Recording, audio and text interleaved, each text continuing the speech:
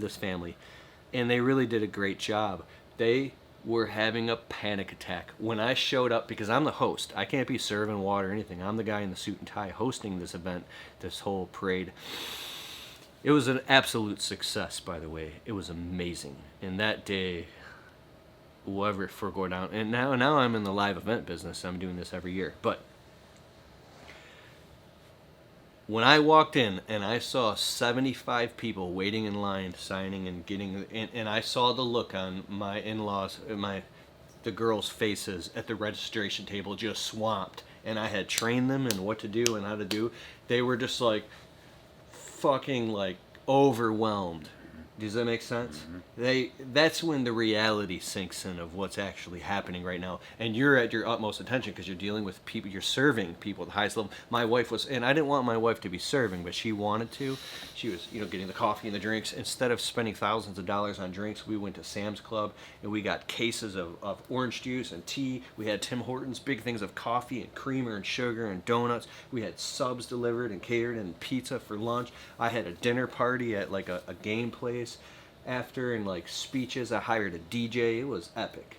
Yeah, it was cameras and lights. It was amazing, right? I got all this on footage too, and so make sure you buffer in setup time, breakdown time in between speakers, multiple breaks so people can use the bathroom, an hour and a half to 2 hour extended lunch break. If you're going to feed them lunch in the place, an hour and a half long break so they have time to take a piss, call their family members out of state, tell their wives they love them or their husbands so that they can go change, put some deodorant, brush their teeth, maybe take a quick nap, regroup.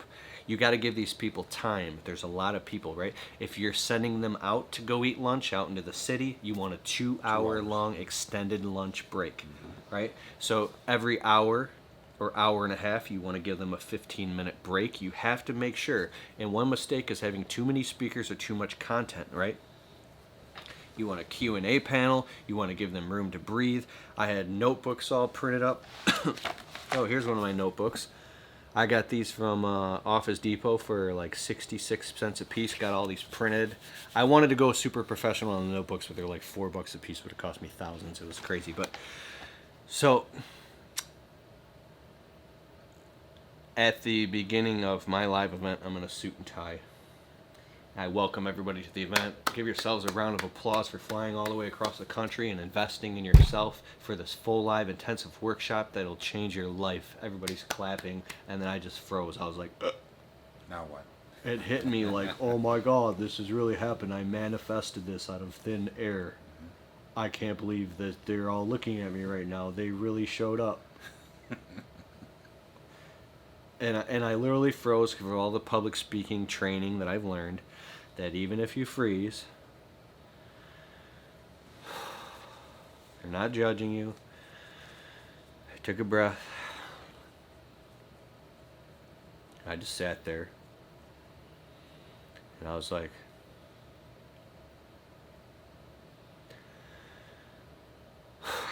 for that long, I'm like, okay. Really? Yeah, I was like, and they're just staring at me. Their faces started turning red. I was like, dude, I can't believe this is happening. This is fucking crazy.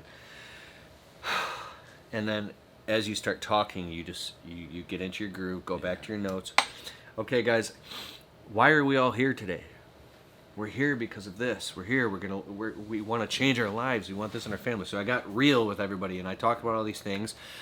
And I said, thank you so much for being here. And I want to bring up my first presenter, my first speaker. And I forgot everything. I was whiting out. I was like panicking. I read everything about the speaker, and everybody round applause, and my speaker came up on stage. He had his, I'm actually panicking right now talking about it, probably because I've had like 8 cups of coffee. So he had his lavalier mic on and everything set up. It worked, tested perfectly, which means you need to hire an audio guy. Mm-hmm. I've got quotes for audio guys who are between $10,000, $13,000, and $17,000 for my live event. For a fucking audio guy. I'm so freaked out right now that my event is delayed this year because I might think about investing in all the equipment myself and just hiring an audio guy than a whole company that's going to charge me $17,000 for audio. What the hell? I can help you with that. Yeah. So if you like to, Yeah, need your help. I can help you with that. So there you go. I'm doing this right now. That's how it works. So my guy gets. I forgot when you have an empty room. You know, you want to buy a PA system, at least something, so people in the back can hear, and give them a lavalier mic or handheld microphone is best for electrostatic interferences. When a bunch of bodies are in the room, the same microphone that sounded perfect, now there's a bunch of people in the room, is squealing. I got my first speaker comes up. My first speaker, the event was a massive success, but my first speaker comes up. He starts talking, and it's cutting in and out and squealing in front of everybody. Like, what the fuck? The event just started. I run up to him, and I'm like, stop. I got to get this on video. And everybody's like, what's going on? And like, my coach was Coach Rob. He's in the room, and he's like, jeez. And I like, stop. I had to take his microphone off and out of his suit and tie and take off my microphone that was like a cheap ass headset, and put it on him, and then it wouldn't stick on his ear, and I didn't prepare for this. I thought I had prepared for everything, but I didn't prepare for this. It's a live event. Stuff's going to happen. Yeah. So I had to get very calm and move, and my fingers were crossed, and I got it on him, and I was like, if it starts to fall off, just keep tucking it on your ear. It's positioned for mine. I know your ear is a little bit smaller than mine. And I got it, and he, okay, everybody could hear it. All right, he kept going, and it somehow worked out perfect. And every once in a while, he had to adjust his ear, but everybody just followed suit, and it was fine, and nobody cared. And he got all the content out. And then that's when I learned you should have redundant audio or have a handheld microphone. Invest the money now. Don't play it cheap. Get a handheld backup microphone that you could just give them a handheld microphone if something goes wrong. Spend the money now. Like, these are the things you need to pay attention to, right? And so, and stay calm. And then after that, everybody clapped. And I said, everybody, we're going to take a 15-minute break.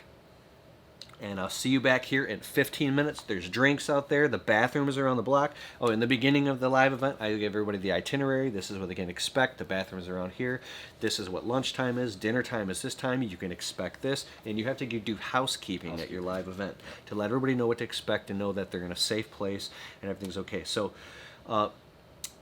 then we had like 6 speakers, and I spoke, and everything worked. There was a dinner party, and just... It was a massive success. There's people crying, people hugging. The event takes on a life of its own. At some point, your anxiety goes away, and now you're just like serving people at a high level. And it's a beautiful, beautiful thing. The last thing I want to say, I'll wrap up this video.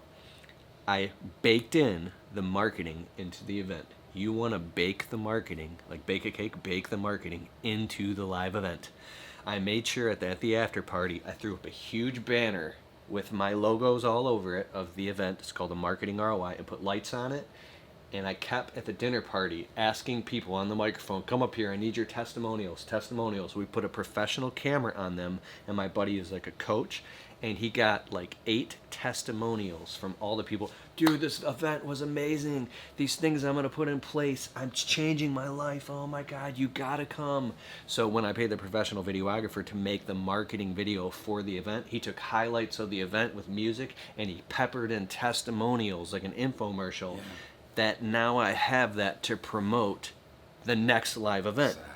So your first live event, you don't make any money, you lose money, you break even, but you get all the video and all the testimonials from it, and then you use that to market your next event, and it takes on your life of its own. Now that you're in the live event business, you have a massive leverage.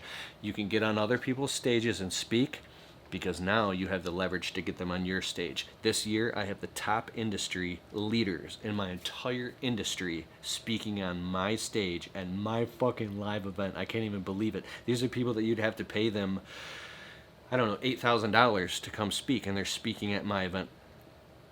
I have to fly a couple of them across the country and pay for the hotel rooms. It's going to be expensive.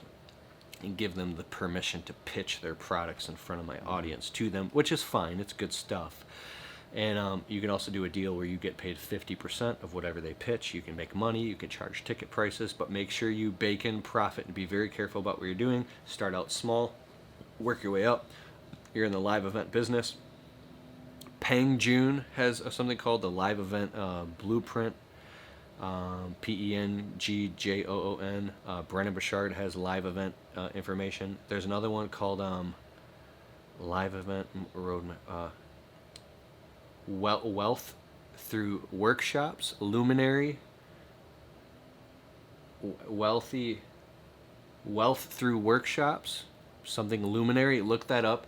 There's an amazing free book online. There's so much stuff when you look up into throwing live workshops. What's the difference between a seminar, a live event, and a workshop? You can throw live workshops. You can charge $1,000 a ticket. My buddy Joshua Latimer charges $3,000 a ticket, and he makes like $180,000 a year for his live events. People come, they bring their husbands, their wives, they got food, they got parties, they're throwing axes, they're riding go-karts. It's for entrepreneurs to have fun and have breakthroughs in their business. And I went there too, dude. It was amazing. So when you get into the live event business, so many people are stuck on the internet all the time. Yeah. Live events is the new thing. The most profitable thing that you could do now is throw live events, because people now want to get out of the house and they want to get around like-minded people again. It's blowing up again. Live events is where it's at. So you got to get in. Well, you don't have to, but once you start throwing your own live workshops, it gives you massive leverage as an authority, an expert, a leader, and an author, and an information product guru, and a person who has a podcast, and it just encompasses and ties everything together in the pyramid that I've talked about to monetizing your business. And at your live events, now you can sell people on your packages, your one-on-one coaching. You can bring them in, and then you got them in peak state. Yeah. Since they're there, they're going to want to spend more money and go deeper and deeper and deeper. So there you go. Yes. See you in the next video.